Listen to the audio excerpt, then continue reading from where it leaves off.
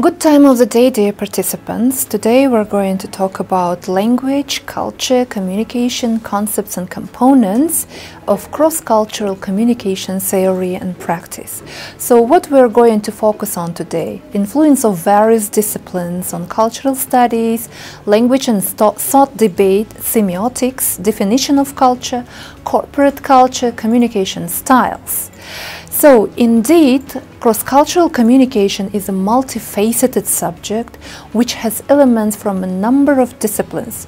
The main school of cross-cultural communication study is the Theory and Research, Sociology and Communication School, that is based on the sociology and communication types that may influence on cross-cultural communication studies, and the Theory and Practice School that considered as interdisciplinary approach using different subjects like psychology, anthropology, sociology and linguistics.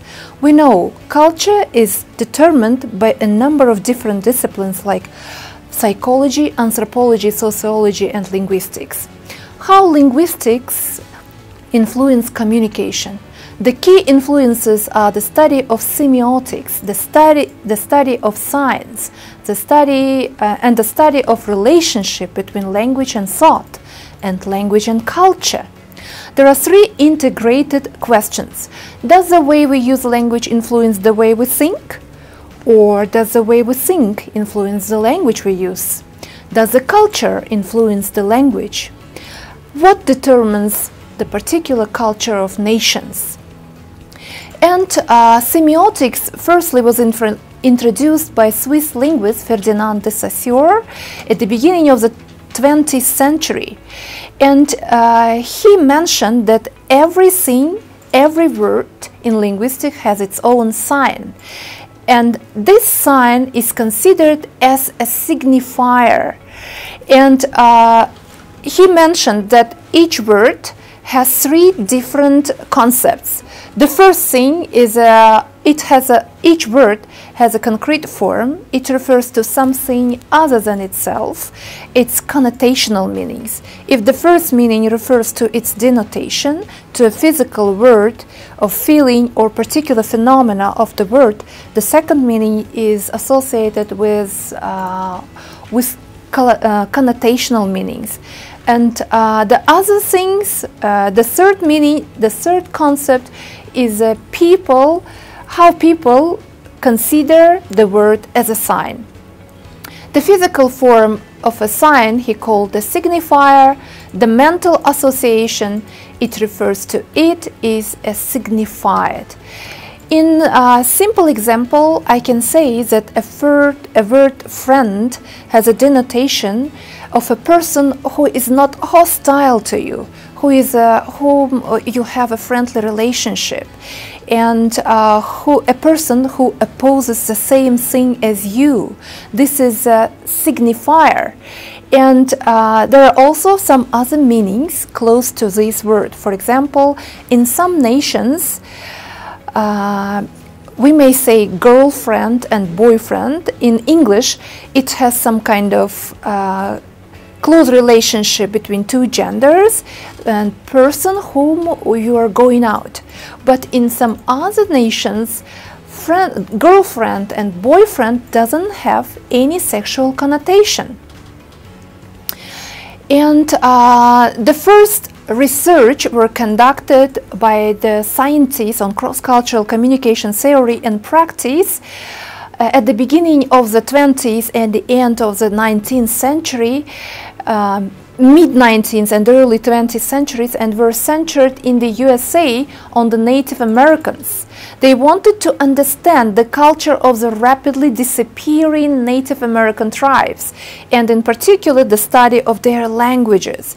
And they wanted to find the answer, how culture may influence on the development of language. Does it language habits that somehow influence our cross-cultural communication practices, or cross-cultural communication practice may influence on the development of language? And this issue was considered very controversial, and many researchers had convinced that In some cases, culture influences the languages, and language may influence on the cross-cultural communication practices and the culture of particular nation itself. There are different definitions of culture. For example, in civilized world, the culture is considered as a part of art, music, literature, humor, food, language, values, attitudes, customs, etiquette. Yes, we may say that these are the main branches of any culture, of any nationality. But indeed, according to the Hofstede, Trompenaars and Halls, who are considered the most important researchers in cross-cultural communication theory and practice, they argue that culture is more than art and music, is more than literature and humor, food and language, and many different branches. The culture, one researcher mentions that a culture is a map that shows the people how to move in particular area, is a map how to behave in particular region. And others may say that culture is kind of a mental software that is established in our mind in the thought of humanity. The code of dressing, the code of behavior, the code of relationships and responses in particular situations and conditions, and what is determined and identifies people how to behave in particular community or society, the rules and particular norms of survival. This is considered as mental software, analogy of computer software. And as we might expect, there are many definitions of culture. Some of these include following. For example, Trompenaars mentioned, culture is man-made, confirmed by others, conventionalized. Yes, communities, societies, they make the culture, the way of life, the style of life. And this is also confirmed by the other members of this community, by their peers or fellows, and by others. And afterwards, it's conventionalized. It provides people with meaningful context in which to meet, to think about themselves, and face the other world. The program, the mental software that are installed in the minds of humanity, that is a particular expectation from people of other cultures. But do you think, is it always true? Not actually. Or another definition that is provided by Halls, a shared system of meanings. It dictates what we pay attention to, how we act, and what we value. A shared system of meanings. Meanings, by the word meanings, we underline the values and the things that we really appreciate. Each cultural world operates according to its own internal dynamics, internal values, internal rules of conduct, its own principles and its own laws, written and unwritten. Even time and space are unique to each culture. I think everybody is agree with this statement when we mention about time and space. And what do you mean what do they mean in this statement by time and space? Time here is mentioned about punctuality of different cultures.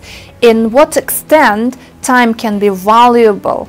In what extent you should be proper, exact, and very accurate considering time, and what extent you value the space. And now it's very modern to talk about personal space, and it also has particular meters, particular areas of being close to people. However, these areas, this limit is also very different in different nations.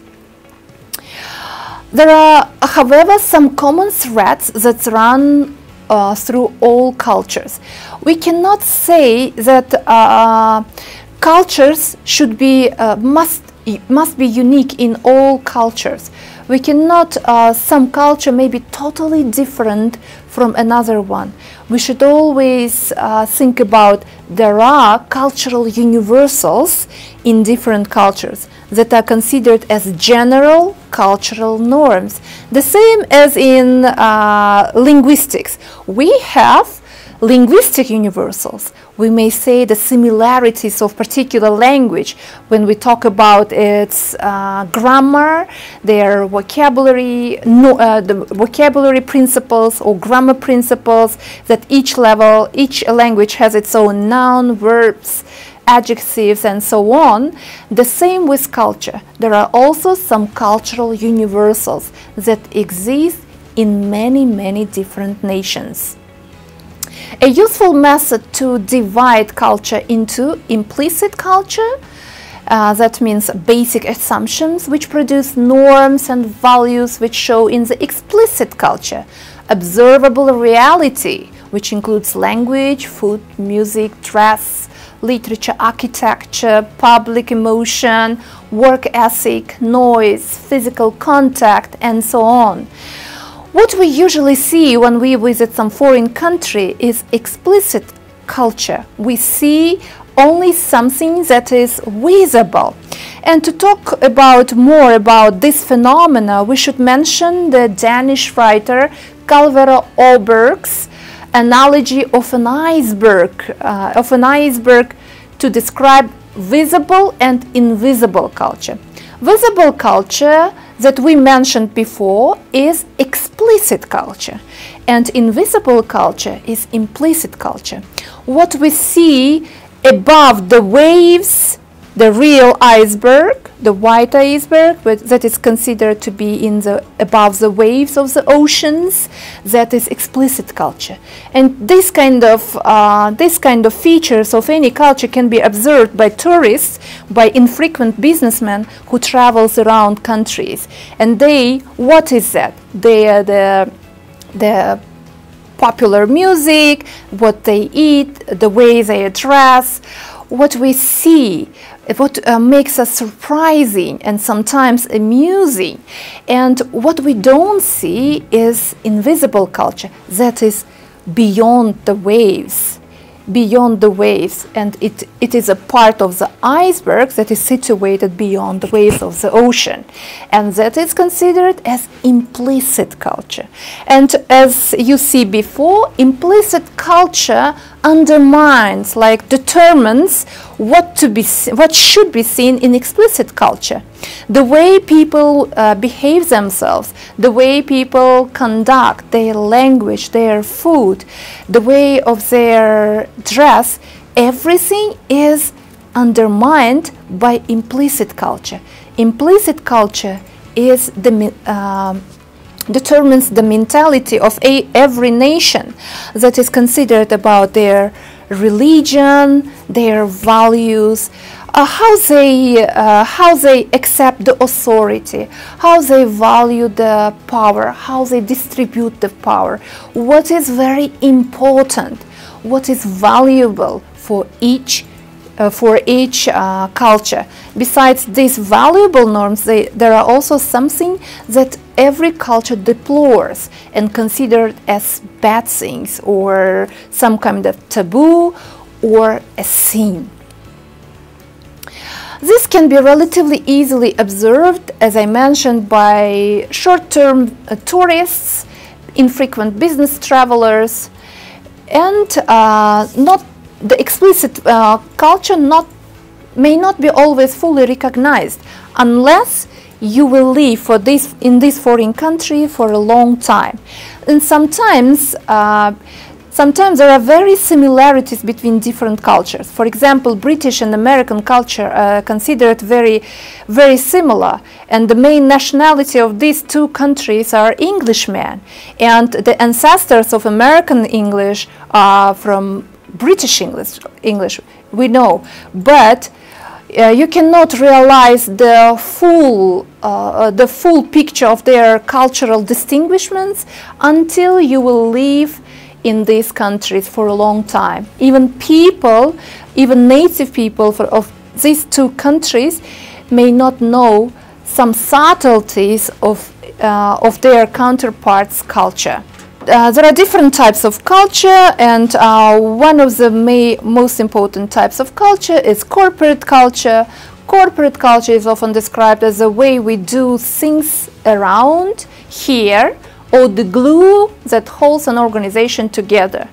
What people do in particular place. Here means the particular area, the particular company, organization, people of particular companies, administrations, and so on. The norms of behavior, the rules of conduct that glue people together, that let people to survive in particular organizations. It is the collective behavior of people in organizations where they share the same corporate vision, goals, values, customs, and work procedures, a common working language, and symbols. One of the good examples of this kind of companies, we may say Toyota or Shell, or for example McDonald's, and so on.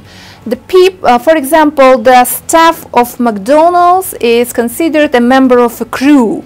They also have a particular jargons and slangs that are used in this community, in these companies and organizations.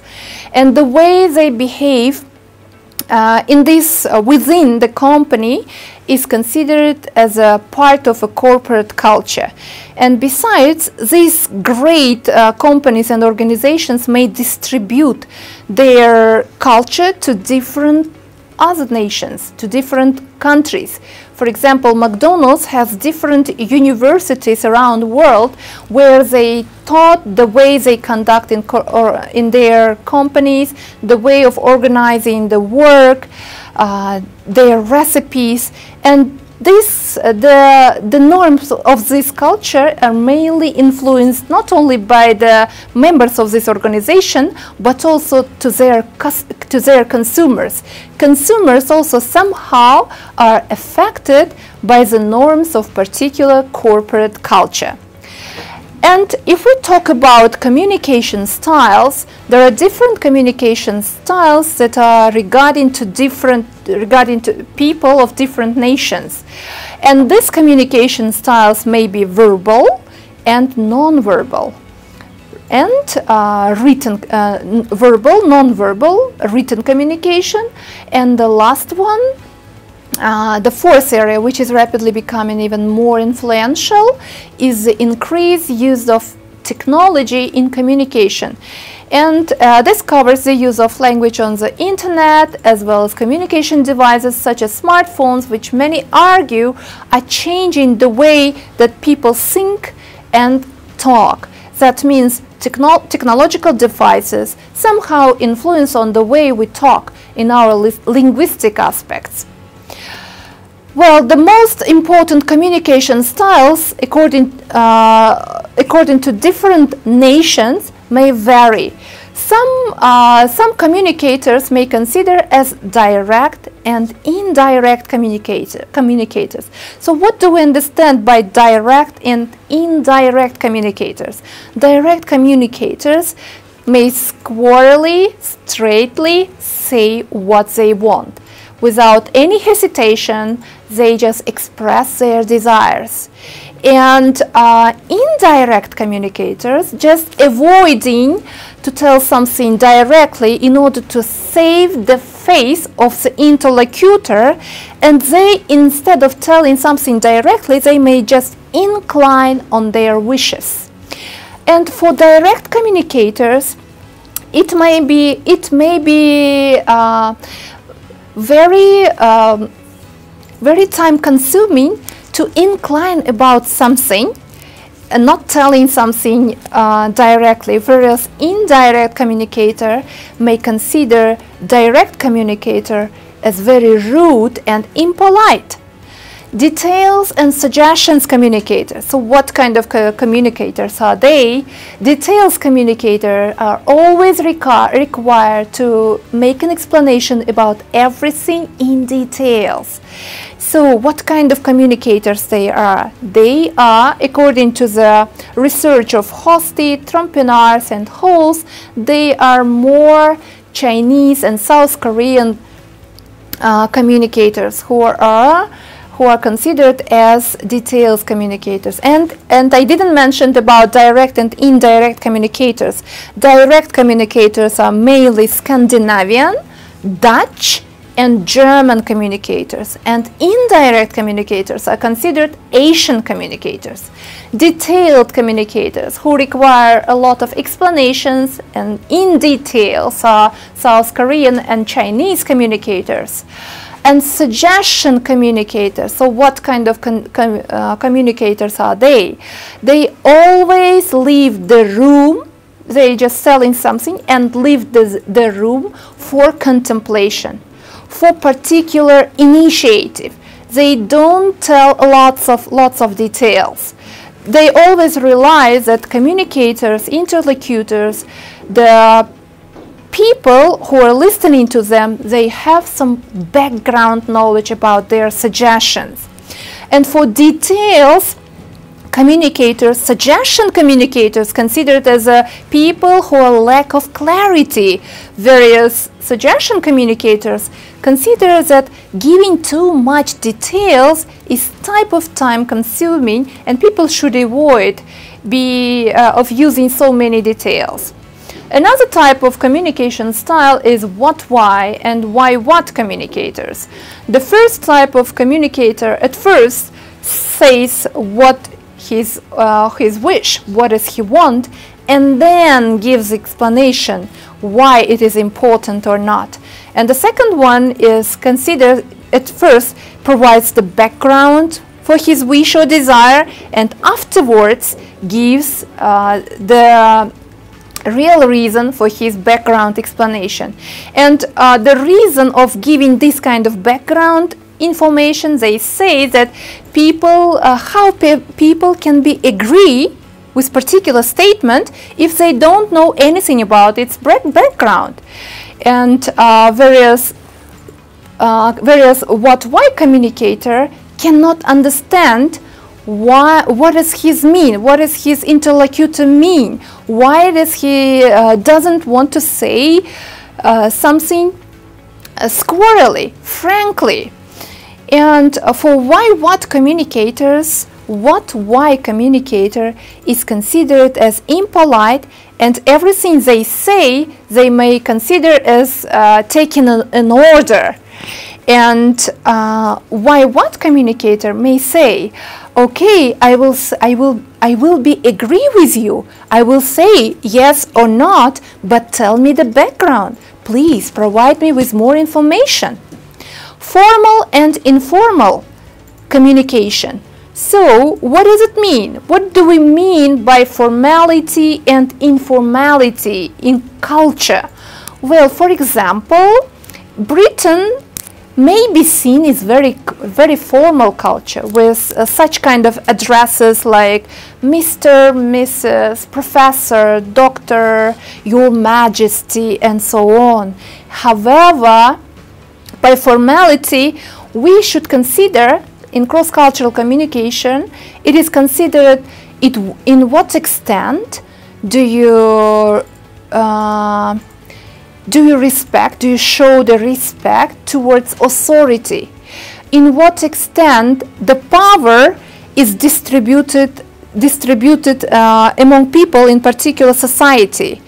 For example, in British and Northern American culture, employers can be very friendly with their employees, yes, or students can be in very formal relationship with their professors or teachers, and they even can play football together and don't mind even win in these competitions their authority.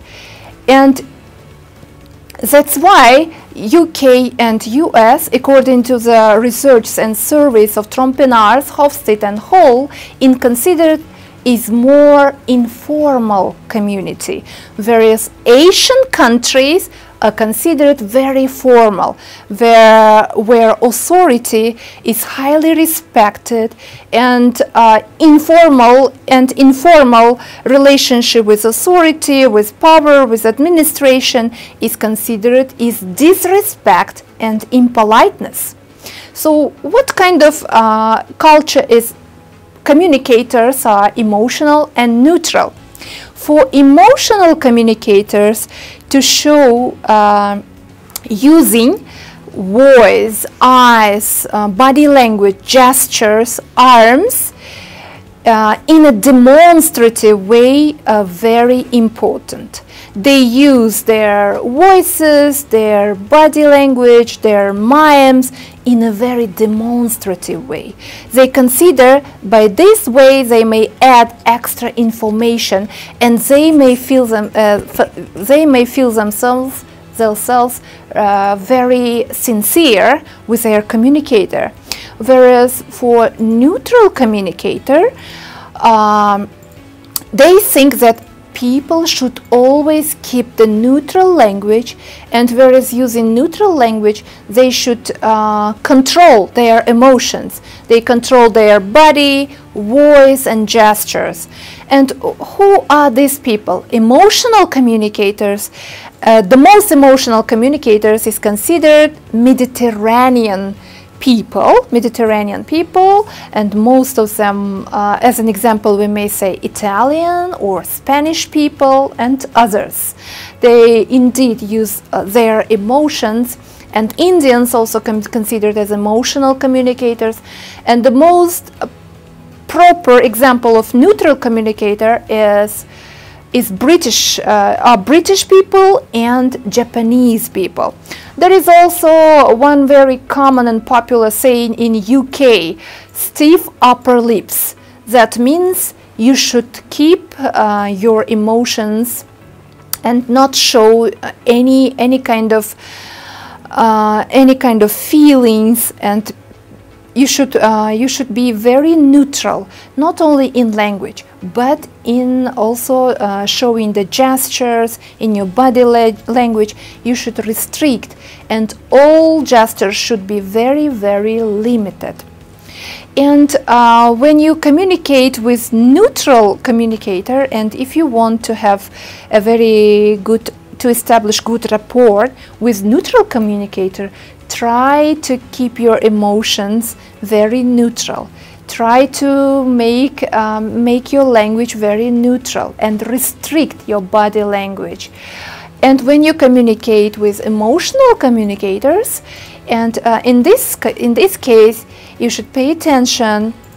You should pay attention to sound a little bit louder, and to talk with some gestures, and be ready to talk about your personal experiences and about the life of your family. That's something that they really appreciate. And the next style of communication is fast and slow.